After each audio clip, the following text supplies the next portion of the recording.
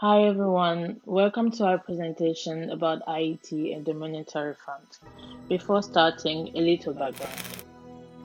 At the time of its discovery by Europeans, the island was populated by about 100,000 Amerindians. Christopher Columbus discovered Santo Domingo in December 1492 during his first trip. The fighting, the diseases, and the forced labor imposed by the Spanish in search of gold quickly destroyed the indigenous people. In 1517, the first Haiti was considered the first black African. In 1517, the first black African slaves were introduced to the island. At the beginning of the French Revolution, the great planters and traders tried to free themselves from France's commercial domination while maintaining slavery.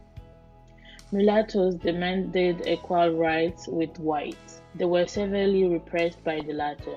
In May 1794, Toussaint Louverture, leader of the revolted slaves, and till then an ally of the Anglo-Spanish, changed sides and allied with the envoy of the Convention, which had just abolished slavery in the West Indies colonies. He reconquered the entire island and became its governor. The leaders fought for their freedom and several times set the oath to live free or die. On January 1st, 1804, in Gonaïves, in front of the crowd, Dessalines proclaimed Haiti's independence, which France would not officially recognize until 1825 in exchange for 150 million gold francs in compensation. Haiti is the first black republic in the world. On January 12, 2010, a devastating earthquake hit the West Indies island of Hispaniola, comprising the countries of Haiti and Dominican Republic. Most severely affected was Haiti, occupying the western third of the island. The earthquake, with a magnitude of 7.0, hit a 25 kilometers southwest of the Haitian capital, Port-au-Prince, followed by two aftershocks of 5.9 and 5.5. Haiti had not been hit by an earthquake of such enormity since the 18th century, the closest in force being a 1984 shock of magnitude 6.9. An estimated 230,000 people were killed and 300,000 others were injured. Hundreds of thousands of survivors were displaced. Occurring at a depth of 13 kilometers, the tremors were fairly shallow, which increased the degree of shaking of the Earth's surface.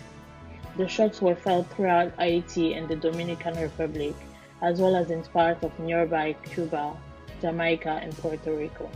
Because of Haiti's lack of building codes, buildings defining the landscapes fell in ruins. Without adequate reinforcement, the buildings disintegrated under the force of the quake, killing and trapping their occupants.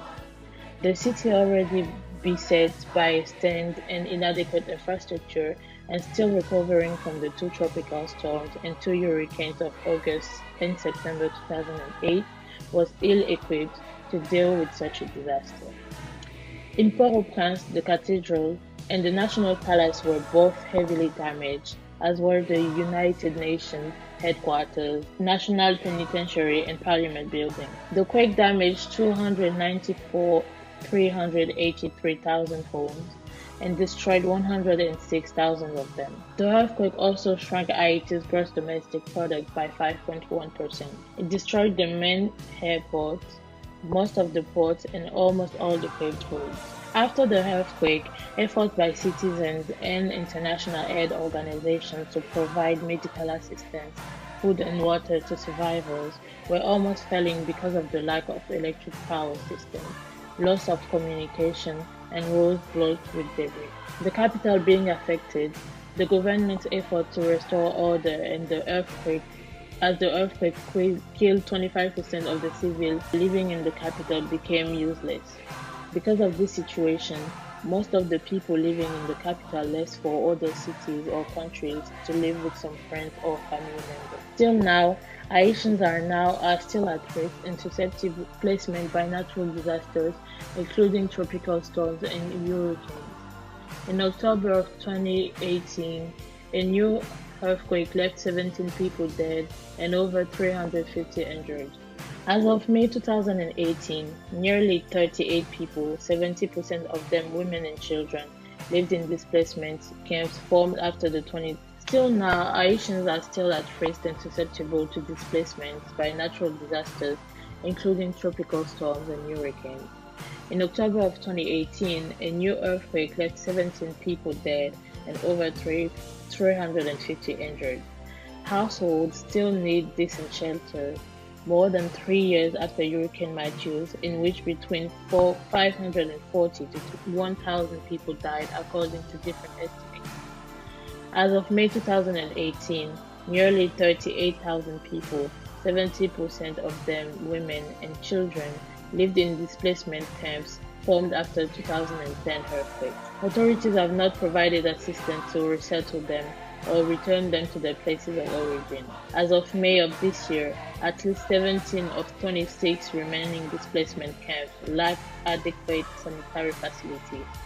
The country's most vulnerable communities continue to face environmental risks such as the widespread deforestation, pollution from industry, and limited access to safe water and sanitation. Low rainfall exacerbate food insecurity in the country. In an effort to rebuild Haiti, U.S. Ambassador to Haiti Kenneth H. Merton issued a disaster statement, and the U.S. Agency for International Development became the lead agency for the U.S. government's response to the disaster. Of the $9.5 billion that have been pledged by the international community for the reconstruction of the country, only $215 million have been obtained for reconstruction. USAID has approved $50,000 for the initial implementation of an emergency response program.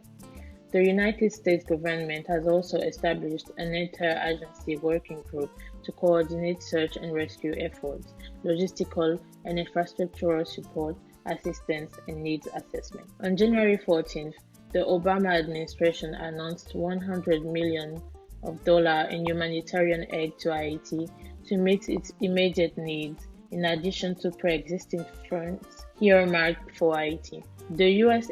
Foreign Disaster Assistance Office sent a 32-member disaster response team. In a speech on January 13th of 2010, U.S. President Barack Obama announced the sending of rescue teams from Virginia, Florida, and California.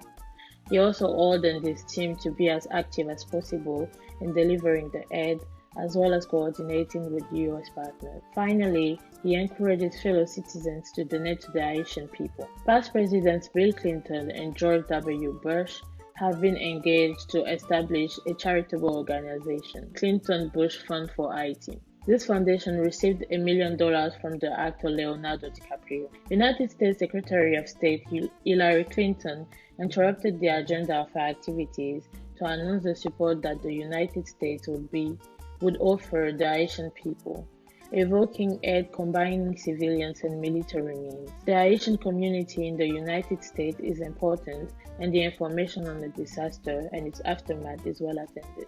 The world of American sports is mobilizing in favor of Haiti. The National Hockey League has donated $100,000 to UNICEF, and the Major League Baseball has announced that it is ready to donate $1 million in favor of its institution. The Google search engine has announced that it will give $1 million to support organizations that help the population. The Google Earth software also presented satellite photos of the capital port, Port-au-Prince, dating from January 17, 2010, and allowing to see the extent of the damage. In February 2010, the Department of Defense had 20,458 troops deployed to Haiti or its waters. 26 Navy and Coast Guard vessels, 68 helicopters, and more than 50 fixed-wing aircraft contributed to the transportation of supplies, rescue personnel, and casualties. The U.S. Air Force Special Operations Command personnel were sent to the Port-au-Prince within 24 hours of the earthquake, restored air traffic control capability, and facilitated air operations. They also provided immediate medical services and conducted search and rescue missions. They delivered 2.1 million bottled water, 1.79 million food rations, over 100,000 pounds of medical supplies, and more than 844,000 barrels of oil. Additional tasks undertaken by Defense Department personnel included the treatment of casualties on land and water, aerial reconnaissance to facilitate relief, and refueling operations.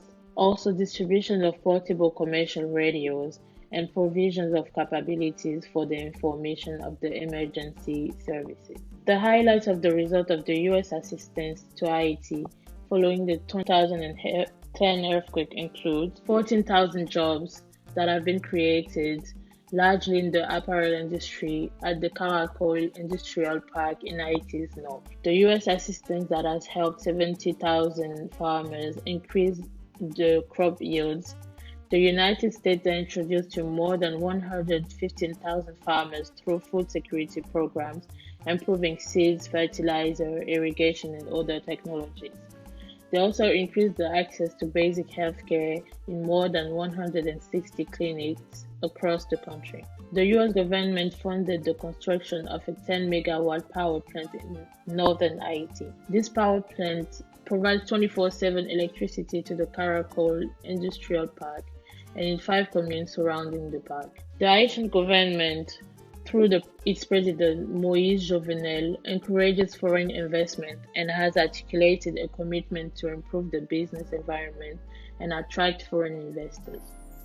Haiti's Center of Investment Facilitation wants to facilitate and promote investment in the local economy by reducing the administrative delays, streamlining the creation of enterprise, and facilitating the provision of inducements. Nevertheless, overall costs to start and operate a new business in Haiti remain high. Access to credit as well as structures for investor protection are still insufficient. It is important to remember that the United States is Haiti's largest trading partner.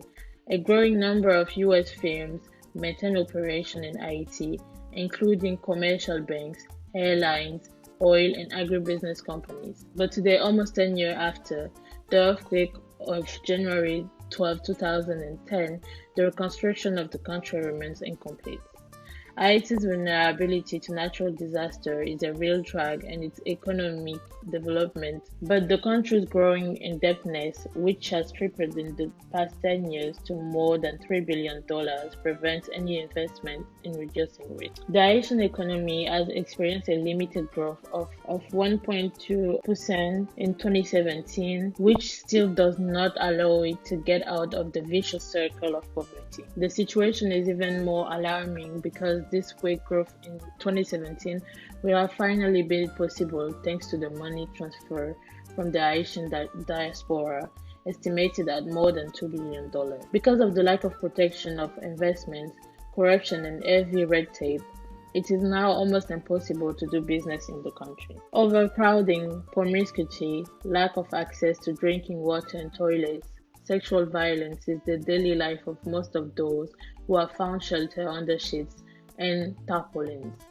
Over the years, and with the help of the international community, the quality of shelter has improved, but it is far from being a sustainable solution. The road to recovery for Haiti has been particularly challenging, also taking into account the challenges that the country faces as a small island developing state, vulnerable to debt, unemployment, climate change, and rising sea levels. As it moves today towards sustainable development, the country still needs the support of the international community.